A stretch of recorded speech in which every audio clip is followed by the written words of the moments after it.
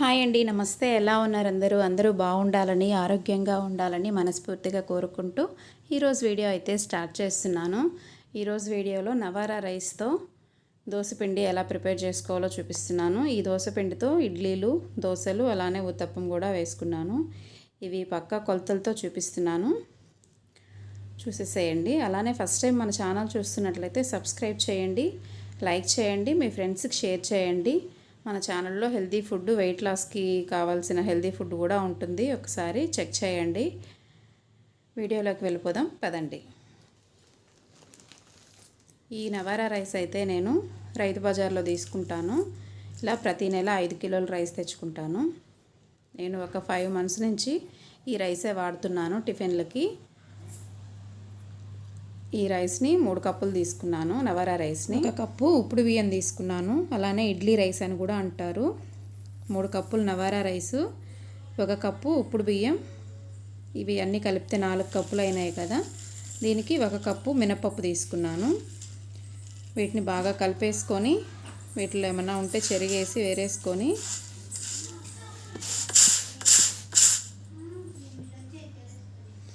ఒక స్పూన్ మెంతులు వేసుకున్నాను. ఇప్పుడు ఒక డబ్బాలో వేసేసి నానబెట్టుకుంటున్నాను రైస్ని. ఇది మార్నింగ్ 11 కంతా నేను ఇట్లా కడిగి పెట్టేస్తాను. కడిగేసి నార్మల్ వాటర్ వేసేసి ఇంకా వాటర్ పంపుకోను, అలాగే పిండికి మిషన్కి పంపించేస్తాను. ఇలా నానబెట్టేసి ఈవినింగ్ పట్టిస్తాను పిండి. ఇదండి, ఇలా పిండి పట్టిన తర్వాత ఇలా ఉంది. నేను అప్పుడే ఫ్రిడ్జ్లో పెట్టేస్తాను. ఫ్రిడ్జ్లోనే ఇట్లా వచ్చేస్తుంది, నెక్స్ట్ డేకంతా ఇలా వచ్చేస్తుంది. ఇప్పుడు నేను ఊతప్పం కోసం ఇలా క్యారెట్, ఉల్లిపాయలు, కరివేపాకు కట్ చేసి పెట్టుకున్నాను. ఇదండి, మనం ముందుగా ఆడించుకున్న రెడ్ రైస్ పిండి 1 కప్పులో తీసుకుంటున్నాను. ఈ పిండితోనే నేను దోశ, ఊతప్పం, ఇడ్లీ పెడతాను. ఇలా మిగిలిన పిండి ఫ్రిడ్జ్లో పెట్టుకున్నామంటే 1 వీక్ వరకు ఉంటుంది. దీనిలో కొంచెం సాల్ట్, సోడా ఉప్పు వేసుకొని వాటర్ వేసుకొని మిక్స్ చేసుకోవాలి.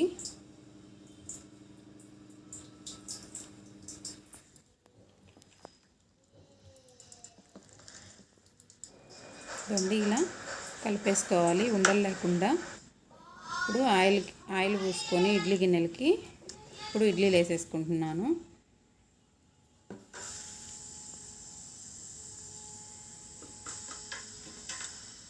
ఇడ్లీలు అయితే పెట్టేశాను. ఇది మీడియం ఫ్లేమ్లో ఉడికించుకోవాలి, హైలో పెట్టేసేయకూడదు. హైలో పెట్టామంటే పొంగవు ఇడ్లీలు.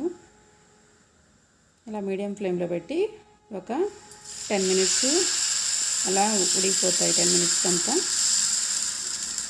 ఇప్పుడు ఊతప్పం కూడా వేసుకుంటున్నాను. ఇలా వేసేసుకొని ఉల్లిపాయలు, క్యారెట్, కరివేపాకు వేసేసి ఆవిరి మీద ఉడికించుకుంటున్నాను.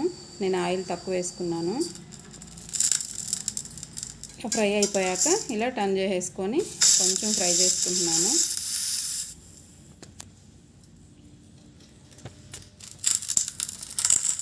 అంతే అండి, ఊతప్పం కూడా రెడీ అయిపోయింది. అదే దోశ పిండితో నేను ప్లెయిన్ దోశ కూడా వేసేసుకుంటున్నాను.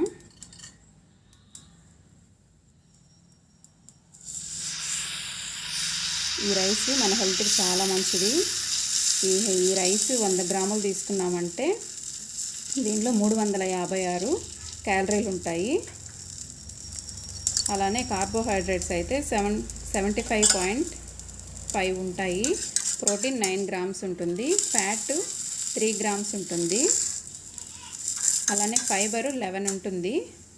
పీచు పదార్థం 11 ఉంటుంది. అన్ని రైసుల కన్నా దీనిలో ఎక్కువ ఉంటుంది అని చెప్పి అన్నారు. అందుకని నేను ఇదే వాడుతున్నాను.